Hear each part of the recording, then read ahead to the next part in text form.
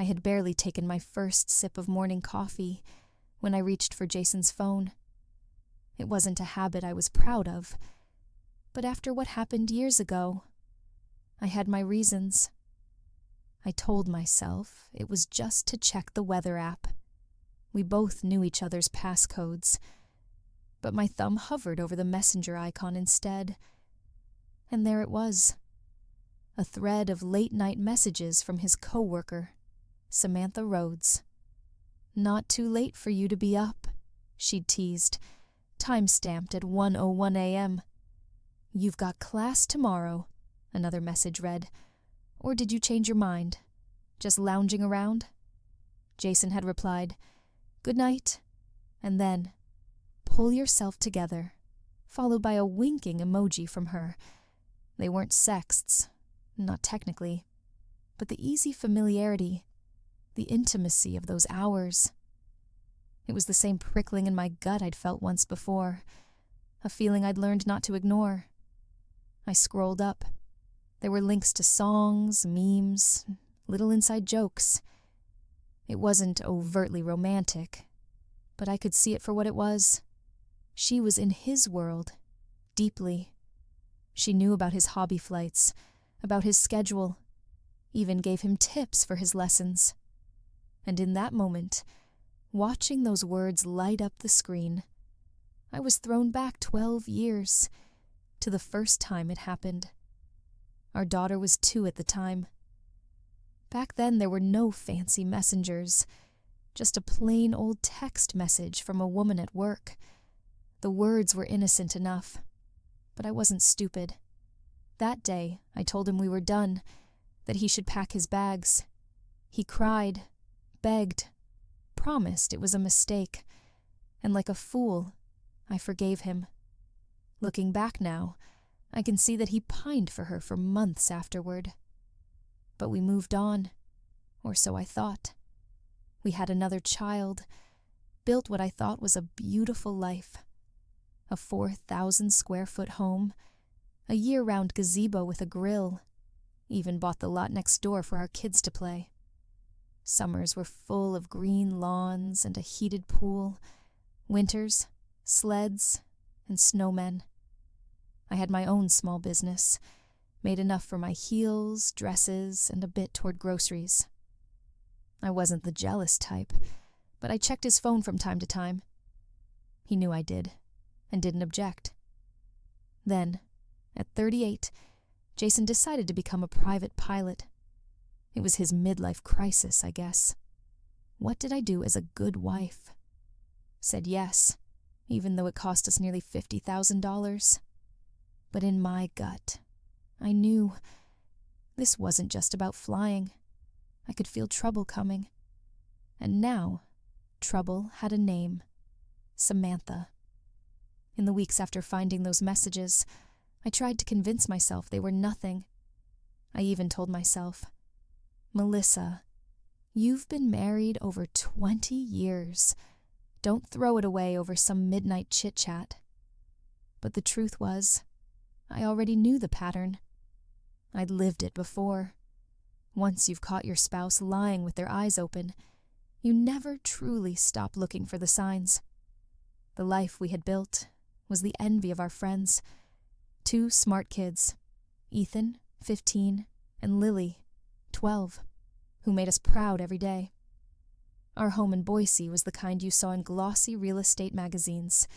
Manicured lawns, a backyard oasis, a grill area Jason called his kingdom. We had barbecues in July, sled rides in January. Inside, the walls were covered with family photos from beach vacations, ski trips, even lazy Sundays on the couch. I'd always been proud of the balance we'd struck. I wasn't a stay-at-home mom, nor was I chained to an office. My small business kept me busy, but left time for my own passions. Fitness, friends, the occasional girls' weekend. Jason worked hard, and for the most part, he was a good father. But that shadow from years ago never fully left me. When Jason announced he wanted to get his private pilot's license, I didn't hesitate. Sure, it was expensive. Sure, it meant weekends and evenings spent away from home. But I thought, better a hobby than a mistress. If only I'd known. He threw himself into lessons, spending hours at the airfield. It became his whole identity. Every conversation somehow circled back to planes, runways, fuel costs. I cheered him on, but the unease never left. Then came January 2023, the night of that fateful party with his co-workers. He stumbled in late, smelling of whiskey and winter air, laughing about some inside joke I wasn't part of. I remember lying in bed, staring at the ceiling, my gut tight with that familiar dread. The next morning, I picked up his phone, and Samantha's name lit up the screen. From there, the signs piled up quickly. A funny YouTube clip she sent at 1 a.m., a half-joking, "Aren't you supposed to be sleeping?" Her knowing he had class the next day, her telling him to pull it together, as if she had the right. These weren't the exchanges of a boss and his employee. They were the late-night murmurs of two people far too comfortable with each other. When I confronted Jason, he brushed it off. "She's just a friend from work," he said. "You're reading too much into it." And the kicker, "You know I'd never do that to you again." I gave him one condition. "If you want me to even think about working on this marriage," I said, "you'll let her go. Fire her. Find someone else for that position." He agreed instantly, eyes wide with that old, wounded puppy look. And against my better judgment, I believed him. Why? Because, as I admitted to myself later, I wasn't ready to hand my husband over to another woman. Not after everything we'd built. Not after 2 decades, 2 kids, and a life I'd poured myself into. Jason made a show of trying. He said replacements were hard to find, that Samantha's skills were unique. Meanwhile, he tried to win me back. Took me on dates, planned weekend getaways, even bought me a convertible Mustang, just because. For a while, I played along. We smiled for photos, laughed at dinner parties. But inside, my trust was bleeding out, one drop at a time. I told myself I was keeping the family together for the kids, but deep down, I knew I was just delaying the inevitable. March 2024 rolled around, and I realized something horrifying. Samantha was still there. A year and 3 months had passed since that promise, and he hadn't done the one thing I asked. Not only that, he was still talking to her. I caught another tail end of a conversation on his phone, and it was enough to make my stomach turn. Same casual tone, same little in-jokes, the same intimacy that didn't belong to anyone but me. That was the moment I knew that my marriage wasn't just damaged. It was over. But knowing and accepting are 2 different things. For 9 months, I lived in the space between. At first, it was denial. I told myself maybe he'd finally let her go. Maybe I'd been too harsh. Maybe marriages just evolved, and mine would too. Then came the anger, fury at his weakness, his selfishness, his inability to be honest. Nights where I'd lie awake imagining every word he'd said to her, every look, every touch. I hated him for what he was doing to me, to our kids, to the life we had built. After anger came bargaining. I told him, "Jason, if you cut ties completely, we can still fix this." I even suggested counseling. He nodded, promised, swore he'd make it right. But the proof never came. By the time depression hit, I was exhausted, tired of checking phones, tired of wondering, tired of carrying the weight of a marriage that felt more like a solo act. And then, one day, something inside me just stopped. He left for a business trip. and I didn't care. He went out drinking with friends, and I didn't even ask where. It was as if a switch had flipped. The indifference was sudden, absolute, and with it came clarity. I met with my lawyer. We drafted a property agreement and set up child support.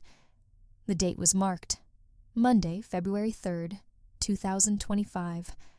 I would file for divorce. When I looked in the mirror that night, I barely recognized the woman staring back. Not because I'd aged, but because I'd changed. 2 years earlier, I would have fought tooth and nail to save this marriage. Now, I was ready to walk away without looking back. By the time spring turned to summer, the divorce had become more than just a plan. It was my new reality taking shape. I stopped trying to pretend for anyone.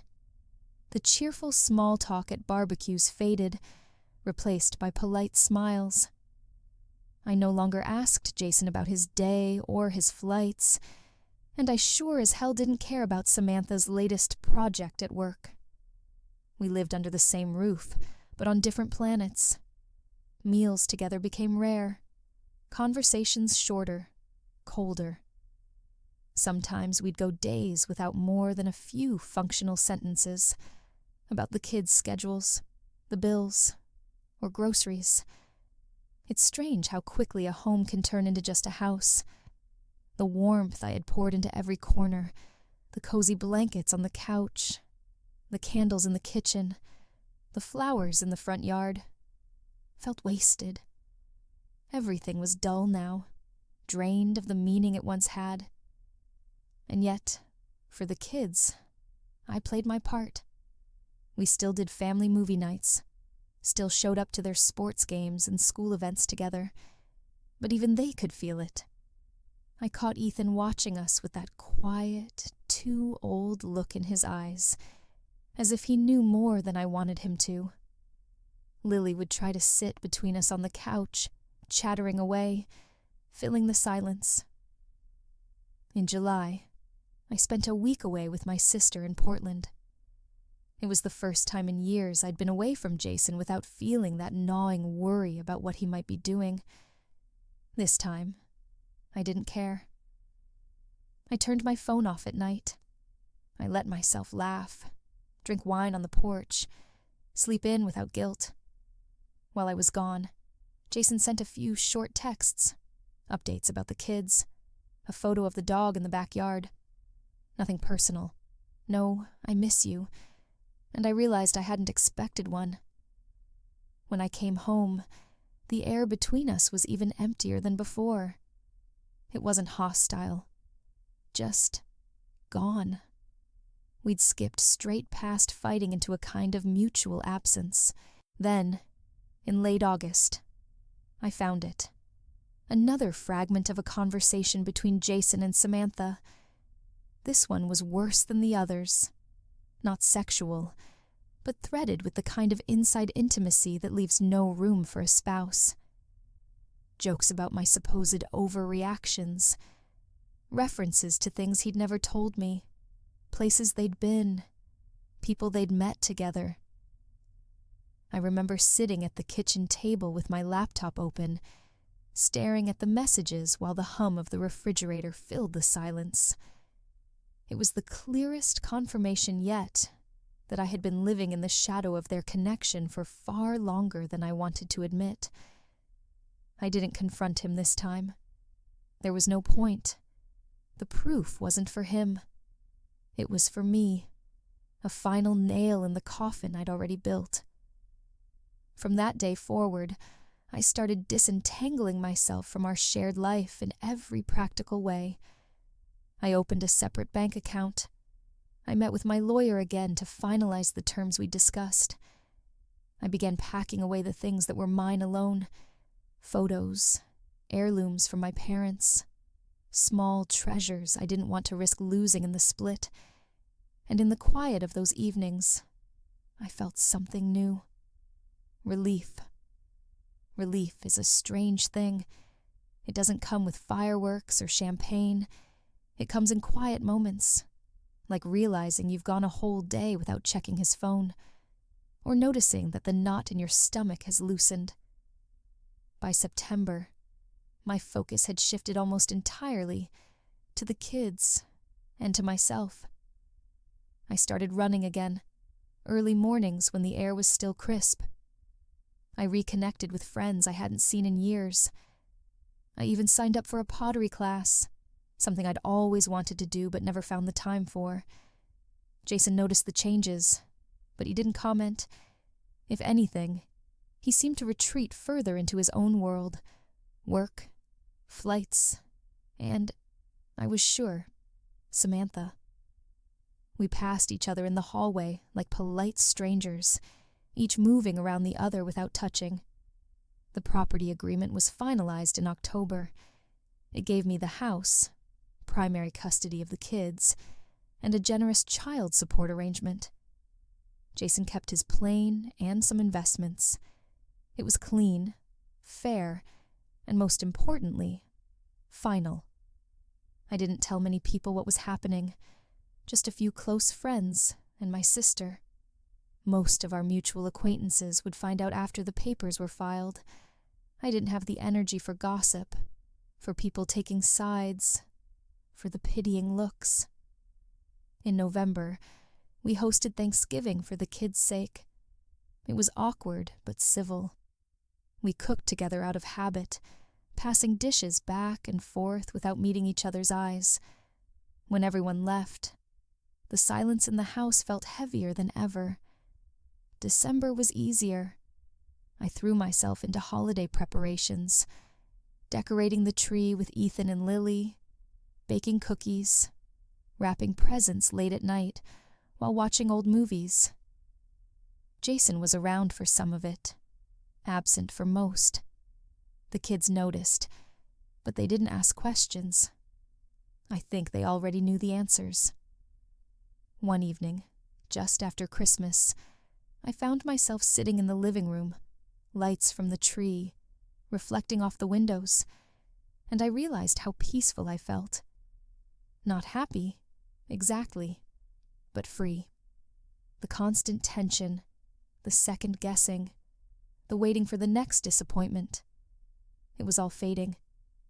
I thought back to the woman I was 2 years ago, the one who would have done anything to keep her marriage intact, the one who believed that love, history, and shared children were enough to survive anything. I didn't recognize her anymore, and I didn't miss her. By January 2025, everything was ready. The documents were in order. The date was set. There was only one thing left to do: file for divorce. And for the first time, the thought didn't scare me.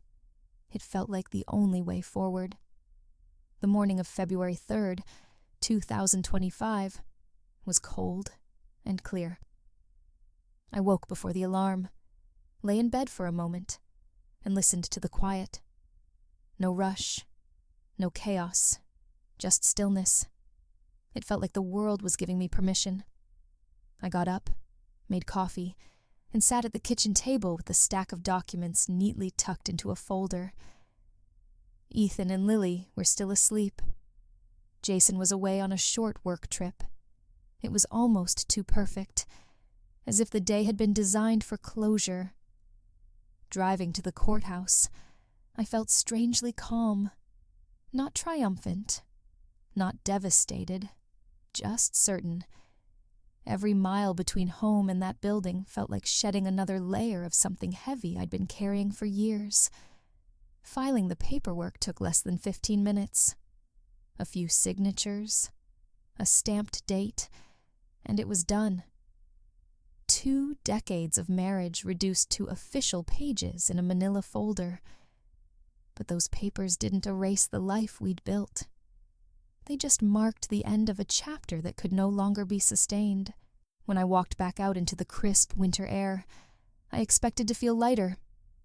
Instead, I felt grounded, solid, sure of myself in a way I hadn't been in years.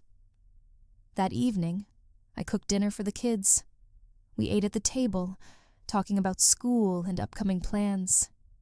There was laughter, real laughter, and I realized that even in this new, uncharted life, there could still be joy. Later, after they went to bed, I sat by the window with a cup of tea and let myself think about the future. Not in terms of what I'd lost, but what I might gain. Peace, self-respect, a home without lies. Looking back, I understand now that I had to walk every step of this path, from the first betrayal to the final decision, because it led me here, to a place where I know my worth, to a place where I can show my children what it means to choose yourself when staying would mean losing who you are. If you're listening to this, and you've ever felt trapped in a cycle of doubt and betrayal, hear me. You are not alone. You are not overreacting. You deserve honesty, respect, and peace. And if my story has touched something in you, if you saw even a part of yourself in my words, then let's not lose touch. Give this video a like, subscribe if you'd like to hear more, and maybe share it with someone who needs to know they're not the only one. Because life after betrayal isn't just possible, it can be better. And sometimes, the ending you feared is really just the beginning.